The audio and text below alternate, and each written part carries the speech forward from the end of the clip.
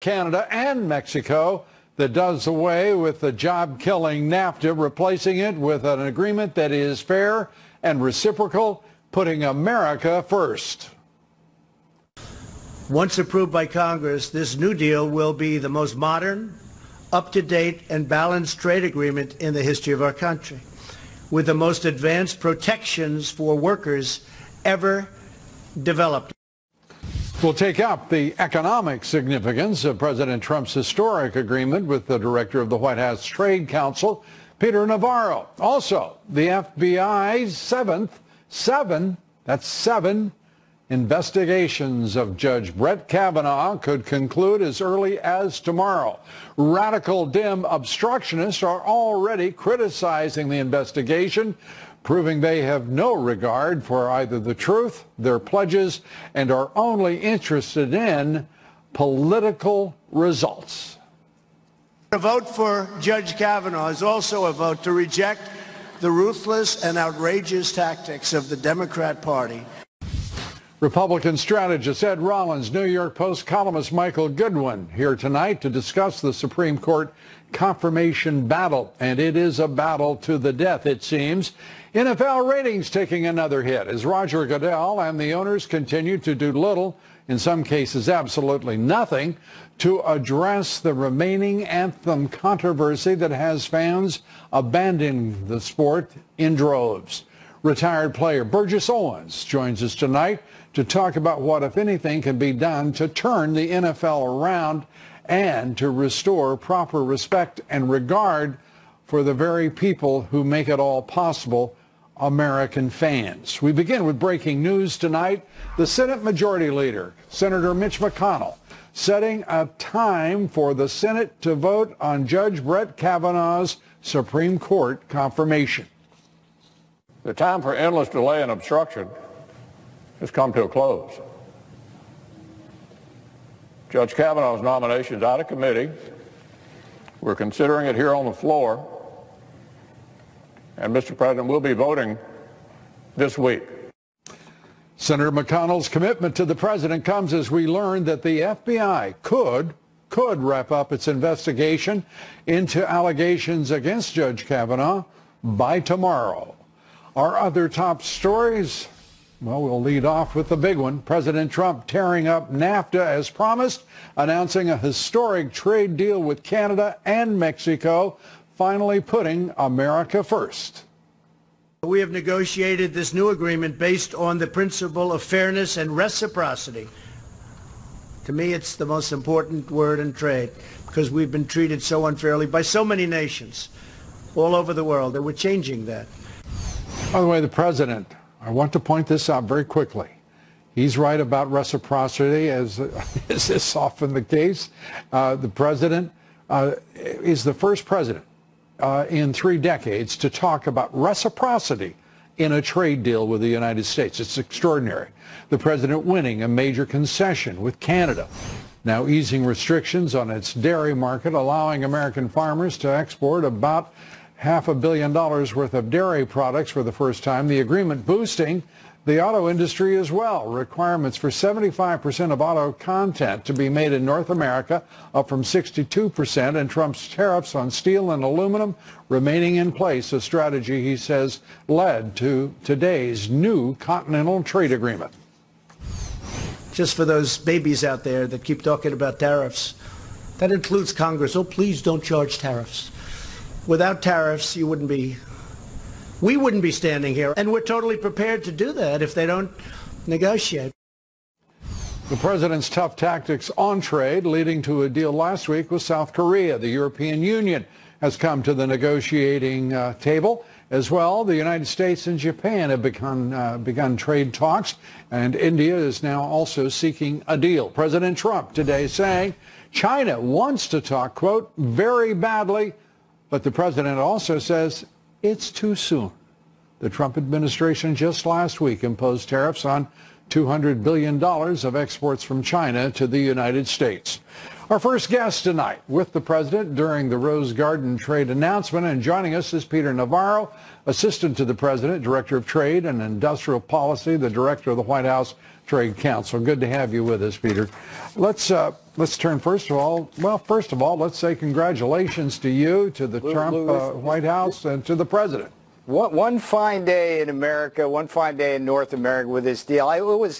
It was just precious being on the stage with the president. He keeps saying, "Are you going to get tired of winning?"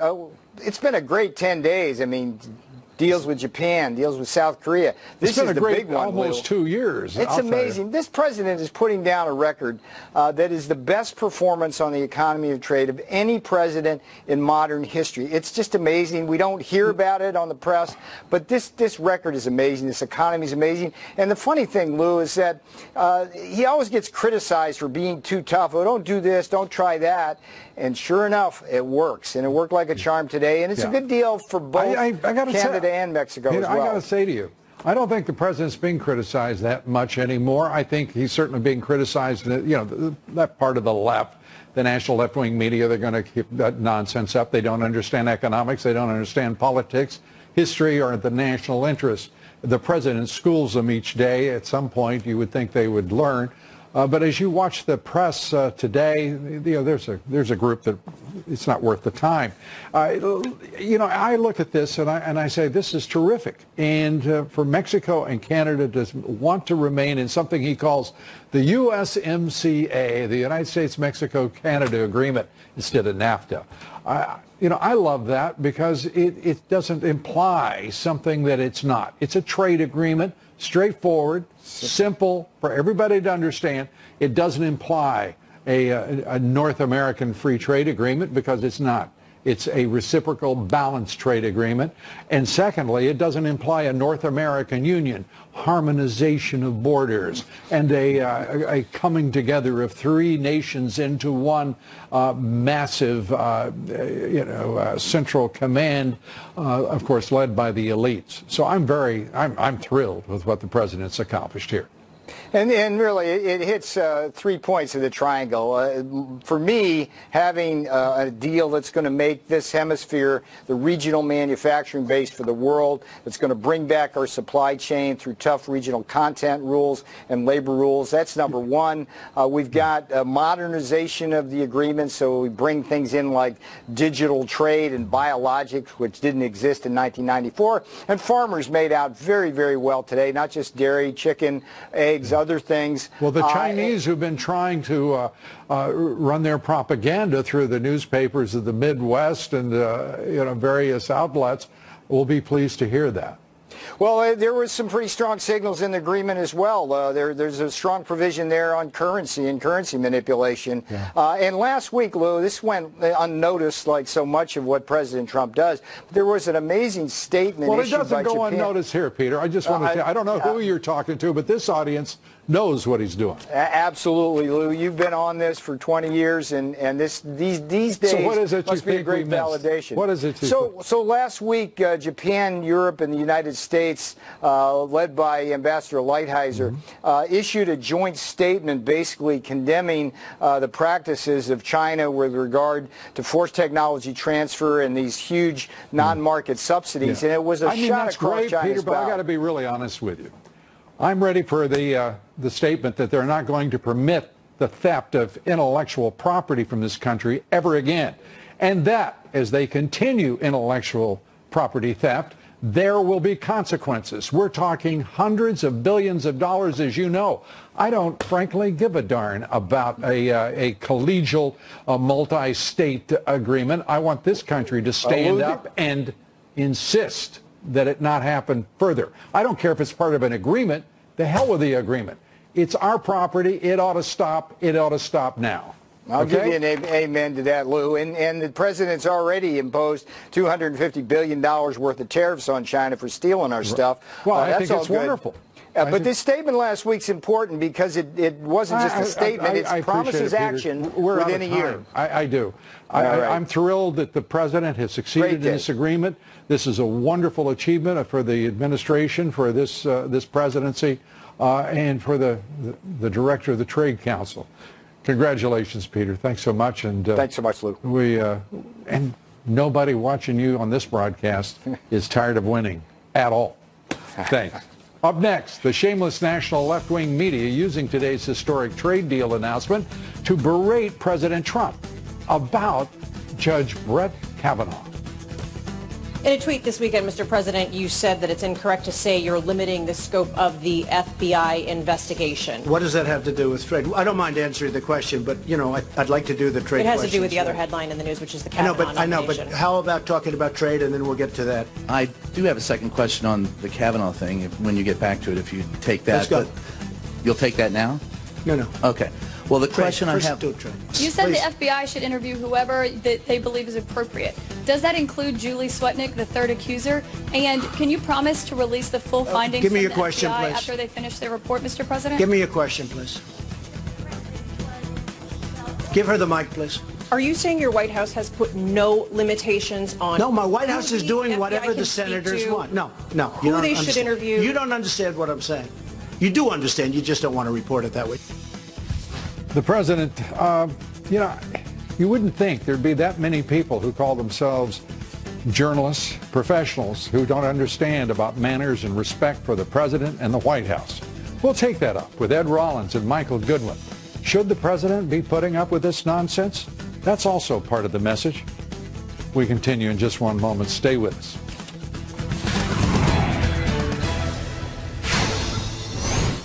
A senior Republican Senate source tells Fox News that the FBI's investigation into Judge Kavanaugh could wrap up as early as tomorrow. This after the president was asked at least, are you ready, 11 questions about the Kavanaugh investigation, and this at a time when the president was seeking some kind of order, dealing first with trade, and then, you know, and I have to say, there is no recognizable standard of conduct in the White House for the President of the United States. This is outrageous. And I'm saying this as a journalist. I am just outraged. The President stated once again, he backs the investigation, but he wants it done according to the terms requested by the Senate. I want them to do a very comprehensive investigation, whatever that means, according to the senators and the Republicans and the Republican majority. I want them to do that. I want it to be comprehensive. I actually think it's a good thing for Judge Kavanaugh. I think it's actually a good thing, not a bad thing. I think it's a good thing. Now, with that being said, I'd like it to go quickly. The president's position is the same as when he called for it last week.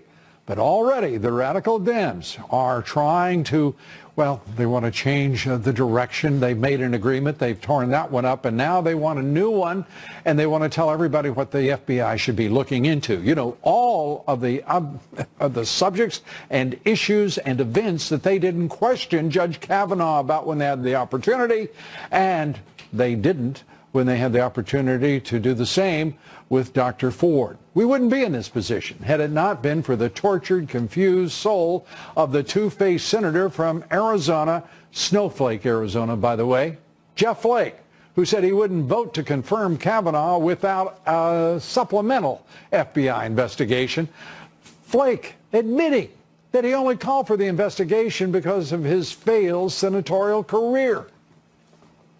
Could you have done this if you were running for re-election? No, not a chance. Not a chance?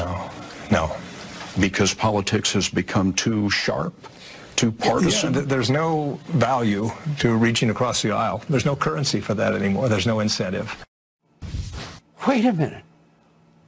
All the Democratic senators on that committee were telling everybody this isn't a partisan moment. Yet Senator Flake has discovered something. It is a partisan moment, a bitterly hostile, vicious partisan moment. In fact, despite Flake's call for an investigation, despite the radical Dems pushing for more and more and more, nothing will ever be good enough for the left. New York Congressman Jerry Nadler, talk about the left. He made it very clear no matter what the FBI finds, congressional Dems will not be satisfied. They will not stop their smear campaign against Judge Kavanaugh. This has got to be thoroughly investigated. I hope the Senate will do so. If he is on the Supreme Court and the Senate hasn't investigated, then the House will have to. Oh, isn't he eloquent? The House will have to.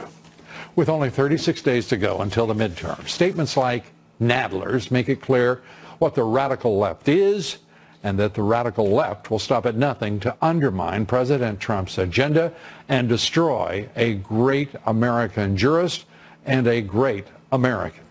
Well, joining us tonight, top strategist for Great America PAC, former Reagan White House political director, Fox News political analyst, Ed Rollins, New York Post columnist, Fox Business contributor, Michael Goodwin. Thank you both for being here. I have to ask you, watching those people in the White House press corps ignorantly behave as they have, what in the world is going to turn that around? Because that is a way in which the national left-wing media is confusing the president's message, and they are forcing the president to correct their ill-mannered disrespect. Yeah, it is remarkable to watch it time and again. I mean, it's not just the questions they ask, but the argumentative tone. They interrupt the president. You never saw that before, but only this president. The good news is they don't seem to matter.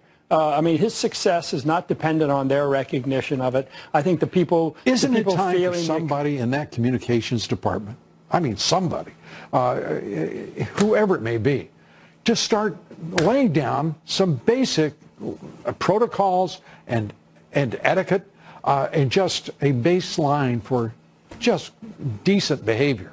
I think they've tried. They've tried? Yeah. I mean, they've cut CNN out of certain meetings and things like that. The problem is the media itself has now become so radicalized that it used to be that the press corps would sort of police its own behavior. Now it's just we're all together against him. That's the move. Would you like one of these networks to try to perform, Ed, without the president? I mean, if the president of the United States tells the communications people, anyone who interrupts me again, this has got to be, it's got to end somewhere. CNN could their ratings go lower? I can guarantee you they can go lower. You stop Jim Acosta from behaving as he does, acting out. The bottom line is he doesn't have to deal with it that way. President Obama, to his credit, basically always had 4 or 5 people he handpicked who was going to call on. He didn't call on anybody else. He didn't have to go out to this pack like this where we have a very important decision or announcement to make So today. what's going on? I think the White House communications operation is failing, and our old friend Bill Shine needs to get a hold of it and put a choke collar on some of these people. And the president can stand up there and perform. Well, I've never known Bill Shine to be a reticent force at an organization. Well, he needs to be. He's got the job now, and he needs to basically create some discipline and not leave the president out there vulnerable to this pack. And the bottom line is he can stand out there and make the announcements and not have the press there answering questions. Yeah, I think that's one way around it. You don't need to have a press conference. Well, the president enjoys it because he loves the banner. Basically dribbles their little brains across he loves the banner and punch back. White House lawn. But it's, first of all, but this is becoming extraordinary in the disrespect toward the president. Oh, absolutely. They can't compete with him intellectually. They have no knowledge base to deal with. They have no idea what, in many instances, there's just no comparison with the president. Simply put, if they all talked at once, it still wouldn't be a fair fight. But at the same time, they are just. It's a disturbance in the atmosphere. Who's going to control the agenda? They're going to talk about what they want to talk about. They're going to talk about what the president wants to talk about, with the accomplishments that he's made, including today with this enormous treaty that no one thought he could pull off, and he's pulled it off. Oh, it's extraordinary. Very quickly, let's go through a number of things. Bernie Sanders quote, I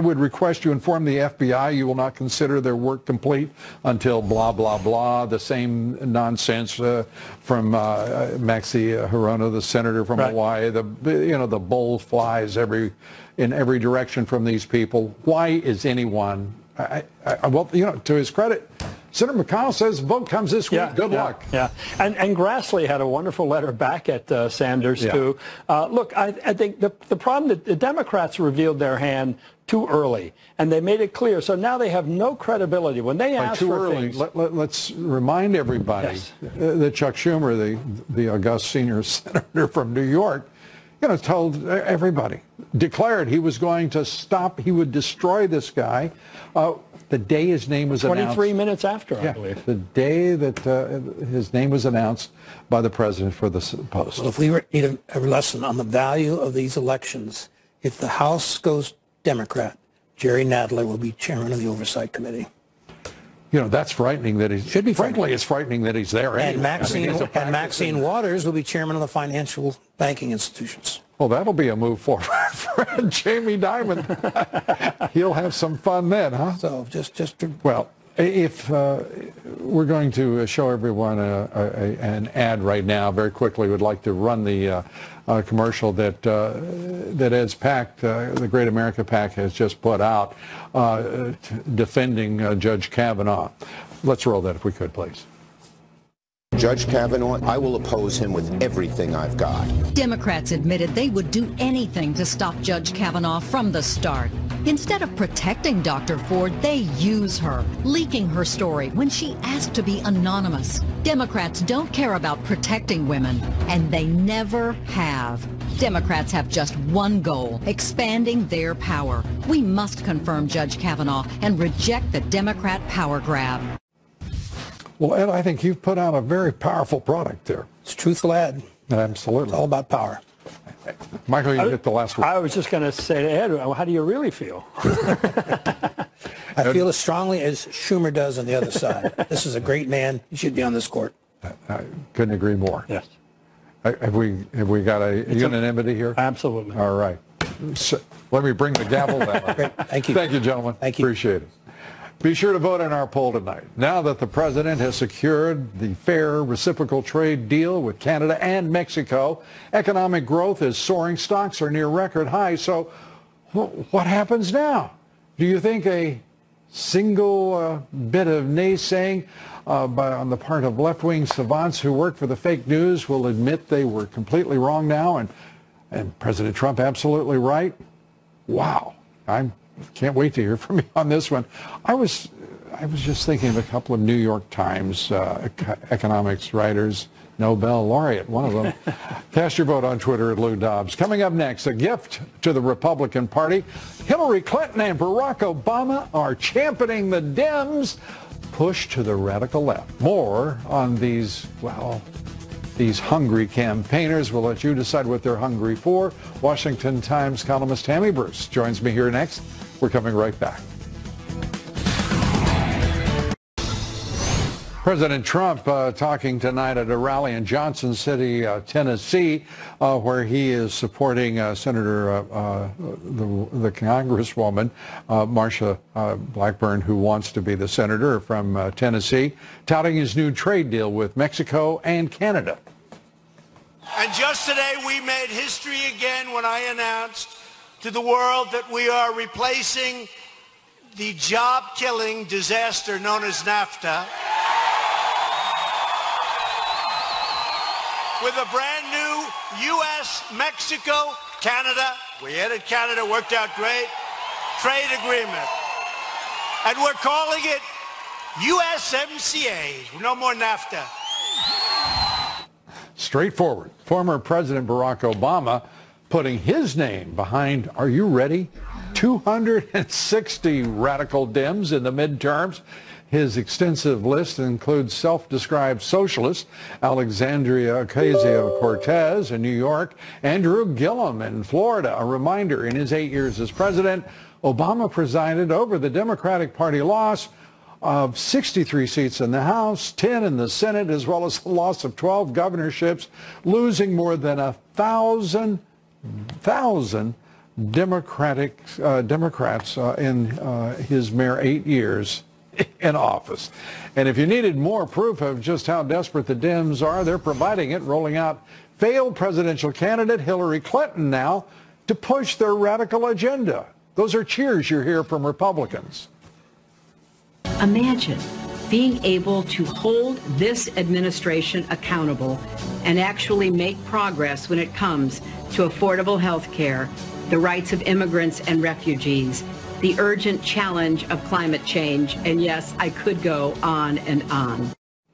as she so often does. As promised, it would be a blessing for the Republican Party, as it seems the Dems still don't get why President Trump is in office and not Hillary Clinton. Well, joining us now, Tammy Bruce, Washington Times columnist, Fox Business contributor. Great to have you with us, Tammy. First, to listen to Obama, to listen to Clinton, there have to be Democratic candidates all over the country just quivering with fear at the impact. Yeah, Hillary, it sounds like she's running to be president of the European Union. Certainly not this country, right? Look, we made a statement in 2016, and both Barack Obama and Hillary Clinton could not convince the American people when we had no idea how extraordinary Donald Trump really would be. Or how nefarious the Democrats were. Well, exactly. Now that we've learned, we've got all these investigations, we found out well, I mean, it's really the tip of the iceberg what we've learned about them. But the fact is, Barack Obama destroyed the Democratic Party. That's why he has these very strange individuals that he is supporting. It's still, though, all about him. He's desperate to not be seen as a failure, and so is Hillary Clinton. It's far too late. Well, this is both of their problems. Yeah. They never viewed the country as the priority. So all we have to do is give up a country, a constitutional republic, and leave it in ashes so that we can pretend that we care about their legacies. My gosh. They never cared about us. They still don't think about the average American. Oh, no, they care about That women. is Donald Trump's strength. They've demonstrated again in the Judiciary Committee how much they care about women. Yeah, exactly. I mean, they sat on a woman's legitimate concerns and pain, they said, for 6 weeks. They acknowledged they leaked it to the press despite her request for confidentiality. And you can't even hear a whisper in the left-wing media about holding them accountable. Dianne Feinstein, Cory Booker, the list goes on. Her own lawyers who were referred to her by Senator Feinstein, we now believe, of course, misled Dr. Ford about what her options would be when it came to talking with the committee, that they would go to California. She clearly testified that she was unaware of that offer effectively. That is the kind of thing that needs to be investigated, and I believe that that is what we're going to be doing now when it comes to how this woman was misled. You know, we're becoming an investigative country, aren't we? The American people are going to have to take a look at what's in full view and make a determination. The radical element of this party is they've taken over the Democratic Party. Their conduct, I mean, Chuck Schumer wasn't a bit shaded, nuanced. Not at all. He said point blank he was going to destroy the president's nominee if he could, and that's what they have tried to do. And they want to eliminate due process. They want you to be guilty and trying to prove yourself innocent. I said in a column months ago that the Democratic Party is really now Antifa. It is that radical element that has moved forward, looking to destroy things for revenge, with no plan for the future and no desire to govern. You think? Do you think Kavanaugh gets the confirmation? You know, it depends on what happens this week. It's a shame we've given them another week, but I think so. Yes, I think we'll have it. Tammy Bruce, thanks. Thank you, sir. Up next, President Trump's patriotism stands tall over the NFL. Now available, a free catalog of the beautiful gold and silver bars and coins from the historic Royal Canadian Mint and Monex, America's trusted name in precious metals.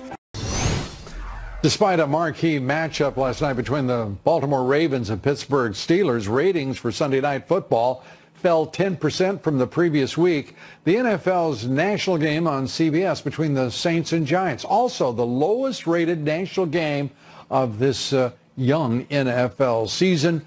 Joining us tonight, former NFL player for the New York Jets and the Oakland Raiders, Burgess Owens, author of the new book, Why I Stand, From Freedom to the Killing Fields of Socialism.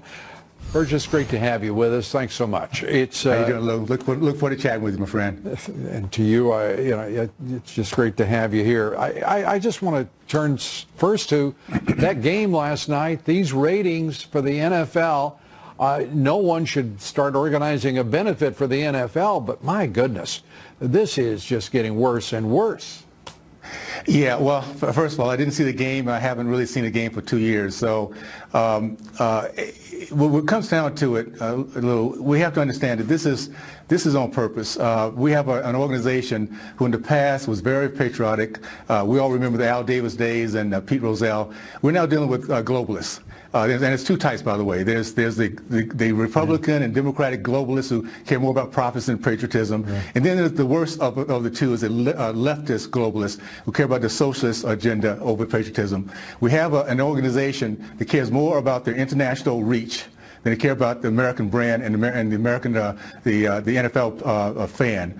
These guys have already put in place 80 different countries. They want to be able to put into 200 like the soccer league has. It's all about TV revenue. Mm-hmm. They can care less about how full these stadiums are. They get their money and they share profits based on that TV revenue. If they can do it in a global fashion, they'll be just like the soccer league with 200 countries tying in. No brand, no country brand, but a global brand. Right. And that's what they're in the process of doing as they demean our flag, demean our culture, so it can be accepted in other places like China and France and the other countries that are not so pro-American.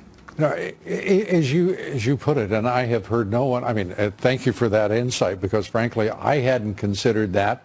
And I suspect that lots of folks are just for the first time kind of wrapping their heads around globalism, its impact on the NFL. And of course, that's cumbersome. I mean, we've seen it with this most recent movie about Neil Armstrong and his, walking for the first time on the face of the moon.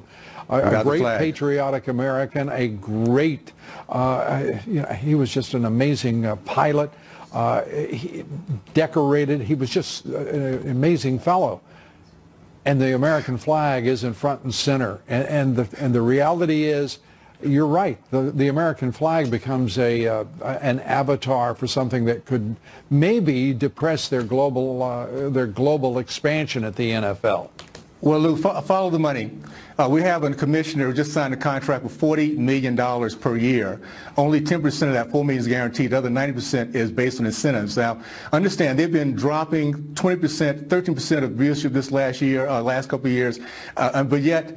And they capped out, by the way, at $13 billion here in the United States. But yet they're projecting $27 billion in the next 9 years globally. Yeah. So no, they don't care about America. They don't care about the American fan who put them in place they are right now. They're globalists.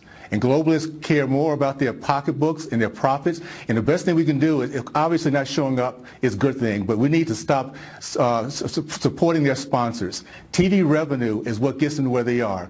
And that they share that equally. And we can hit them hard enough so that we hit them before they get their global things in place. And maybe they'll fire this commissioner and get somebody that cares about our country, about this brand, and not just trying to destroy it.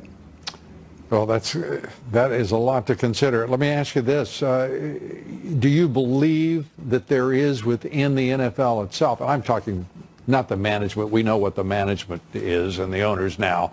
There's no more joke about what they are. But for the players, there should be, it seems to me, I hope that you give me your judgment.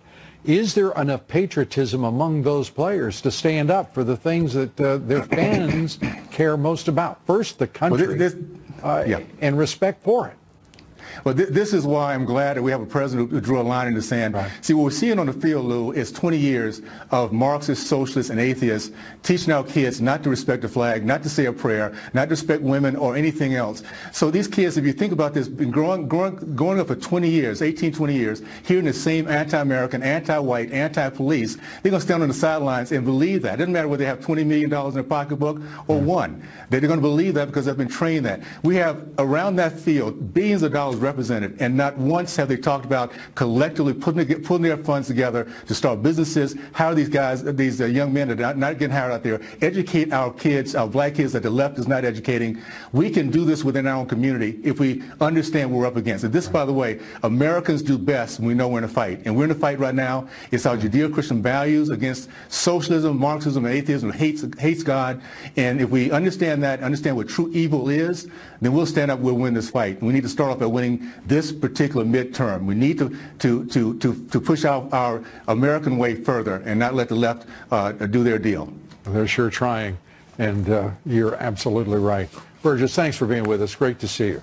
Thank you, Lou. Appreciate it, buddy. All the best. So much. Thank you. A great American. Up next, Facebook facing a massive fine for its latest major data breach, but it's not the United States concerned about just, mere users. There's no problem, at least according to, Silicon Valley. We take it up with cybersecurity expert Morgan Wright. He's here next. This is a big deal. Stay with us. We'll be right back. As I said, the president is speaking tonight at a rally in Johnson City, Tennessee. He's there to support his Supreme Court choice, Judge Brett Kavanaugh, as well as Congresswoman Marsha Blackburn running for the Senate. They've been trying to destroy him since the very first second he was announced because they know that Judge Kavanaugh will follow the Constitution as written. They're trying to destroy a very fine person, and we can't let it happen. The European Union looking into fining Facebook for more than $1 billion after that recent cyber attack. 50 million users' data taken in that attack. Ireland's Data Protection Commission is demanding more information from Facebook about the scale of the data theft and the cyber attack, in which EU residents were victimized in the attack. Facebook CEO Mark Zuckerberg saying the company takes the breach very seriously. You would think they would take it seriously. 50 million people's personal data stolen in a cyber attack, and Facebook still doesn't know who is behind the hack, and we haven't been really given too much information about the timeline when the attack occurred, when Facebook found out, and how they notified 50 million people. Joining us tonight, cybersecurity expert Morgan Wright. And it's great to see you, Morgan. Thanks for being with us. You bet, Lou. There is such arrogance on the part of these big tech firms, social media. It is really repulsive to hear a Zuckerberg billionaire saying Facebook's taking this seriously. Really? Really? They have to say that? My gosh. Well, you know what strikes more fear into the heart of Mark Zuckerberg than Batman? The GDPR and the Irish Data Protection Commission, because now they're going to hit these companies where it hurts the most, and that's financially. All these companies wanted to be global, and in your last segment, you're talking to Burgess about the globalism. Mm-hmm. Well, all these companies wanted to be global. That was a great point, wasn't it, Burgess? I mean, he nailed that. He nailed it, but you know what? That translates now into the business environment. All these companies want to be global. Well, guess what? Now you have to play. The baseline becomes the strictest set of rules that are out there, and the people who have them are the EU. And you know what? They've actually got teeth behind these rules to where now the Data Protection Commission, this little agency in Ireland, now is going to bring Facebook to the EU and say, show us the information, and we'll decide if we're going to fine you $1.6 billion or not. And meanwhile, we have the CEO of Google telling basically all of Congress, go to hell. I'll show up and I'll talk with you privately, and maybe we'll talk sometime later. You've got the chair of Facebook saying we're taking it seriously, when obviously it's the opposite. Or 50 million people wouldn't have their user data, their personal data, stolen in a cyber attack by Facebook knows not who. Well, you know, and Lou, the other thing, too, about this, it just wasn't Facebook data. The way Facebook works, too, is they have what they call single sign-on, which means that you can use Facebook now to sign into other services. So not only was Facebook affected, but if you signed into 3 or 4 other sites using your Facebook credentials, you might have had your information stolen from those sites as well. So it's much bigger than Facebook alone. Yeah, that's why I said user personal data, because of that potentiality. What is the, all we are going to hear now from Silicon Valley is no regulation, no accountability of any kind. They are spending a fortune to make certain that they remain monopolistic. For example, Google spending reportedly tens of billions of dollars to do so. The other companies, I'm sure, are doing, social media companies are doing the same. What can be done to bring them under control and to protect the rights of citizens By the way, they're citizens, not just consumers, that we have to say that for the benefit of the titans of Silicon Valley. You know, recently I wrote an article for The Hill talking exactly about this, and nobody knows what their consumer rights are, their data protection rights are, except in the EU. But I'll tell you, Lou, the other thing that I think is going to strike fear into the hearts of these guys is a gentleman by the name of Tim Berners-Lee. He was the one who originally created the World Wide Web that runs on the Internet. He's now saying it's time to take back control of our data, take back from Google. So he's building a system, and I've seen part of this now to where it's like you actually control and own your data. Nobody else owns it, but you still get the same functionality. So I think should this start with the FCC contemporaneously with Congress? It needs to start somewhere because, Lou, usually you have three phases. There's litigation, there's regulation, and legislation. Gotcha. Morgan, always great to get your thoughts and your insights. Morgan, appreciate it. Yes, sir. Up next, President Trump lays out what the upcoming midterms mean for him, for us, our country. This election is a choice between a Republican Party that is building our future and a Democrat Party that is trying to burn our future down. More from the president's rally in Time now for one more thing. Dana. Well, did you miss me? No. Yes. No, I was gone. Anyway, I want to play the role of Juan Williams and show you some photographs from my trip. Spain is an amazing, beautiful country. No dog! That's Holy Toledo.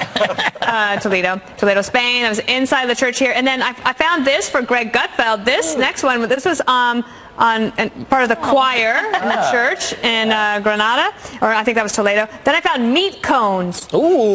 €5, Greg. What? Meat That and is cheese. worth it. Whoa. Yeah. Zoom in on that. So, is that prosciutto? What is that? €5. And that's a street snack? And you just pick it up. Well, you go to the little market. Oh, yeah, that street looks snack. good. Okay, the next one is Village View, which I thought was great because I made Peter walk really early in the morning, and here's proof of how our steps did. Do you have that? We should go a little faster here. And then I found these doors for Tyrus to open, which were pretty amazing. Also, they have chocolate Mentos there, and we don't, and we really need to figure that out. And then this is our final picture.